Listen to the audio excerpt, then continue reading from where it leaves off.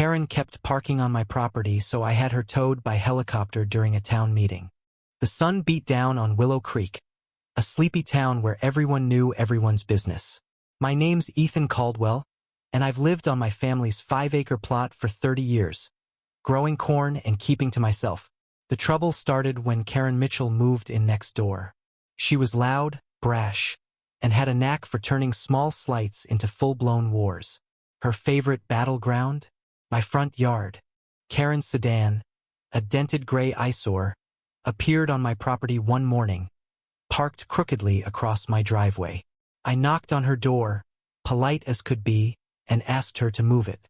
She laughed, called me uptight, and said she'd park wherever she pleased. By week's end, her car was a daily fixture, crushing my grass and blocking my tractor. Notes left under her wipers vanished. My requests turned to arguments, her voice shrill enough to scatter birds. "It's just a car, Ethan. Get over it," she'd scream, slamming her door. The town whispered.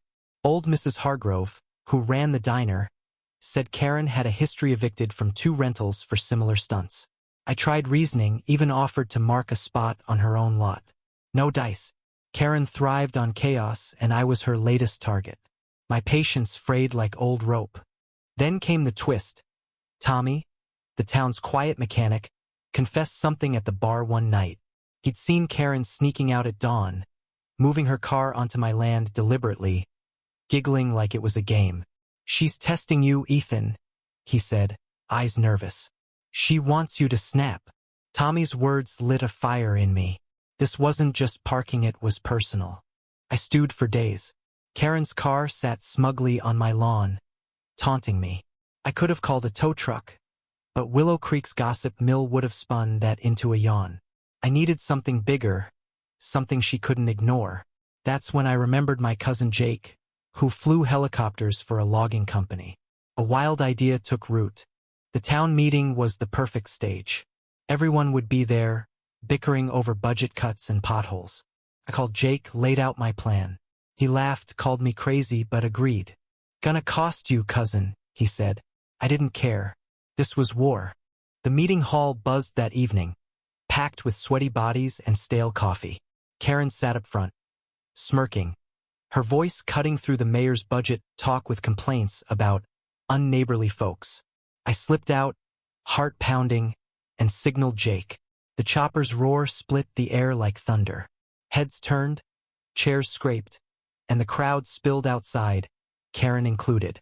There it was, her sedan dangling from Jake's helicopter, swaying like a pendulum over my yard.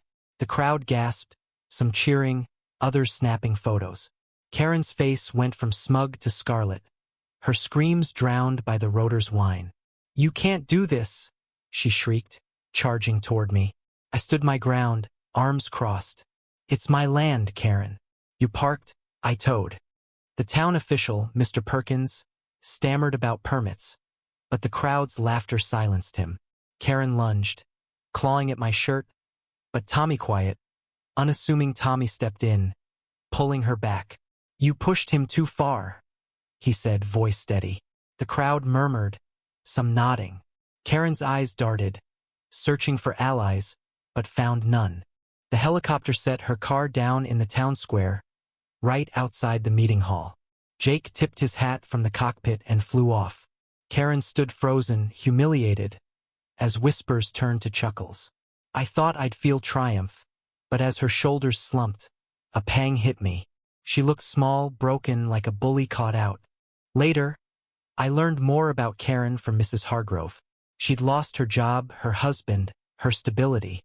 Parking on my land wasn't just spite, was her grasping for control in a life spinning out of it.